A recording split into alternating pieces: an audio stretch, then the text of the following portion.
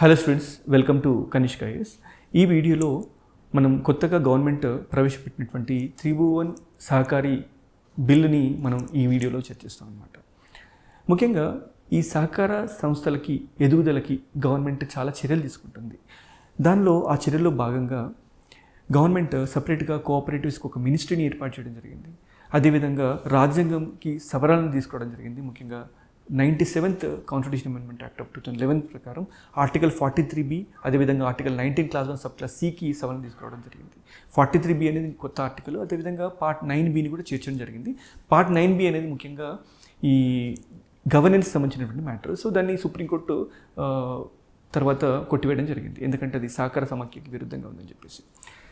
So ముఖ్యంగా government కేవలం ఈ రకంగా ఒక రాజ్యాంగపరమైనటువంటి సవరణలు మాత్రమే కాకుండా ఈవెన్ విధాన రూపకల్పనలో కూడా సహకార సంఘాలకి చాలా ప్రముఖమైన పాత్రనిస్తుంది. ఎందుకంటే సహకార సంఘాలు ప్రజలని పూర్తిగా, అంటే సమాజాన్ని పూర్తిగా సహకార సమాఖ్య వ్యవస్థ ద్వారా ప్రజాస్వామికీకరణ వైపు తీసుకెళ్ళడానికి ప్రయత్నిస్తుంది అన్నమాట.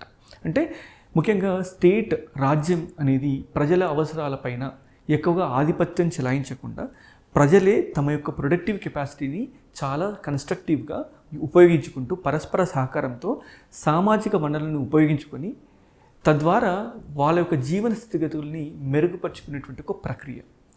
తద్వారా బ్యూరోక్రసీ యొక్క రోల్ అనేది ప్రజల జీవితాల్లో తగ్గుతుంది. తద్వారా దేశం నిజంగా డెమోక్రటైజ్ అవ్వడానికి ఛాన్స్ అనేది పెరుగుతుంది.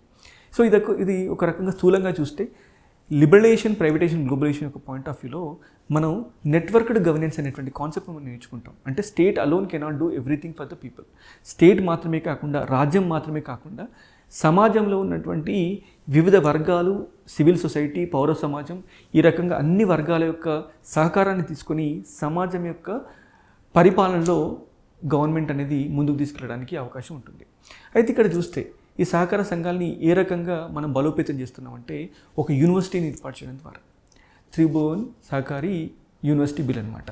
అంటే తద్వారా ఇక్కడ ఏంటంటే మనకు ఆల్రెడీ గుజరాత్లో ఉన్నటువంటి IRMA, institute of rural management Anand, దీన్ని 1979లో మనకి Varghese Kurien, who is the father of white revolution, దీన్ని ఏర్పాటు చేయడం జరిగింది.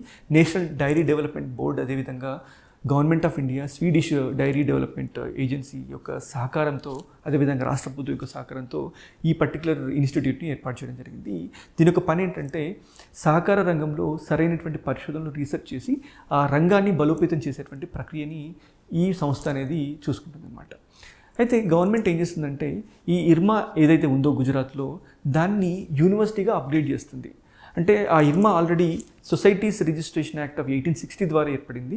దీన్ని యూనివర్సిటీగా మార్చేటువంటి ప్రక్రియ ఈ కొత్త బిల్లు ద్వారా చేయడం అనేది జరుగుతుంది. అయితే ముఖ్యంగా సహకార సంఘాలు దేశంలో చాలా ప్రముఖ పాత్రను పోషిస్తున్నాయి.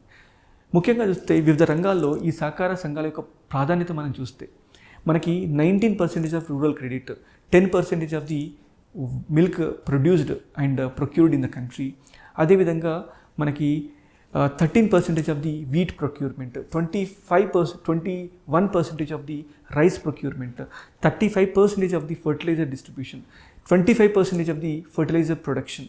ఇలా చూసుకుంటూ పోతుంటే వివిధ రంగాల్లో సహకార సంఘాలు తమదైన ముద్రని వేసుకోవడం అనేది జరిగింది.